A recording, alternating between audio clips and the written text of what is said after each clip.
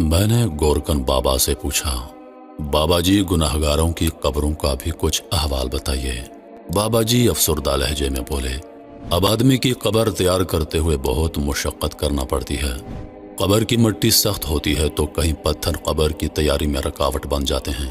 آج کل قبروں کی کھدائی کے دوران سانپ بچھو کا نکل آنا عام سی بات ہو گئی ہے۔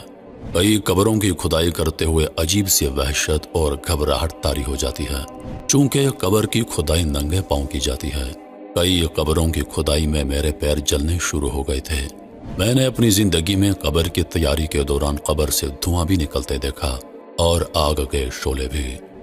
کئی قبروں میں تدفین کے بعد قبروں پر رات کو آگ جلتی دیکھی ہے، اور کچھ قبروں سے چیخو پکار بھی سن چکا ہوں۔ یہ باتیں بابا جی میرے مختلف سوالوں کے جواب میں مجھے بتا رہے تھے، اور عالم تصور میں اپنی قبر کی فکر میں گم ہو گیا کہ نہ جانے میری قبر سے روشنی نکل کر گورکن کا وجود روشن کرے گی یا گورکن کے پیر جلا ڈالے گی، اور پھر کیا خبر قبر بھی نصیب ہو کہ نہ ہو۔ یہ میری آپ کی فانی زندگی کی حقیقتیں ہیں جو میں آپ کی خدمت میں عرض کر رہا ہوں۔ قبر ہمارا وہ مستقل گھر ہے جس میں ہمارا سور پھونکے جانے تک رہنا مقدر ٹھہر چکا ہے۔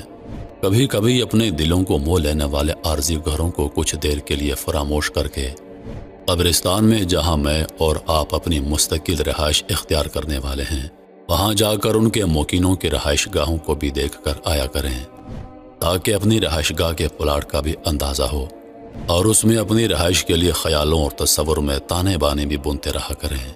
قبرستان دنیا کی واحد انٹرنیشنل ہاؤسنگ سوسائٹی ہے جس میں آپ کو 2 گز کا پلاٹ بغیر ترقیاتی کاموں کے ملتا ہے، جہاں ہر فرد کو اپنے پلاٹ میں روشنی، کشادگی، خوشگوار ہواؤں اور باغات وغیرہ کا انتظام پہلے سے خود کر کے آنا پڑتا ہے۔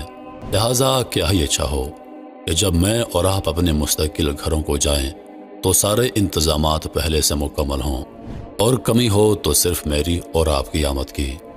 اللہ ہم سب کی اس آنے والی منزل کو آسان بنائے۔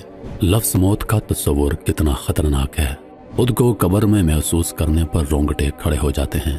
یقین ہی نہیں ہوتا کہ واقعی ہماری چلتی سانسیں ایک دن ہم سے بے وفائی کریں گی۔ ایک دن ہمارا وجود بے جان پڑا ہوگا، ہمارے اپنے ہمیں ہمارے اصل مکان پر پہنچا کر مٹی ڈالائیں گے۔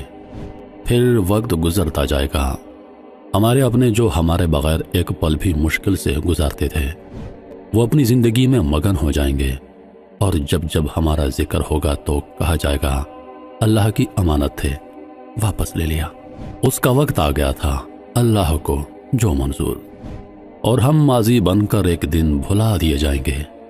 سچ میں اس حقیقت کا تصور ہی جھنجھوڑ کے رکھ دیتا ہے، مگر پھر بھی ہم منہ موڑے ہوئے ہیں اپنے انجام سے۔